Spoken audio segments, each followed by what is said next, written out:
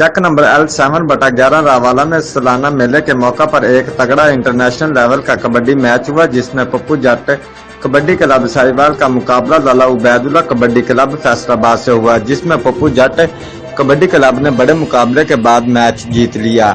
अवाम के रश ने मैच को चार चांद लगा दिए। दूर दूर से अवाम मैच देखने आई थी।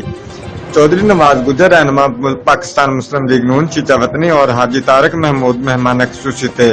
इंतजामिया कमेटी ने 24 घंटे के अंदर अंदर पूरी मेहनत और लगन से सारे मैच की तैयारी की। शफीक चिश्ती भी मैच देखने ग्राउंड में तशरीफ लाए थे।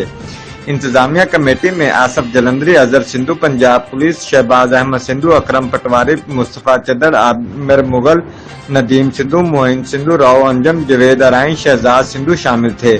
मैच की कामयाबी पर अहले इलाका ने इंतजामिया टीम को मुबारकबाद दी। आखिर में चौधरी नवाज गुजर ने दोनों टीमों में इनामात तकसीम किए और चौधरी नवाज गुजर ने मैच की खुसूसी दावत पर चौधरी शहबाज सिंधु का शुक्रिया अदा किया। रिपोर्ट मियां तालिब हुसैन, ब्यूरो चीफ, जियो एक्सप्रेस न्यूज, रहीम यार खां।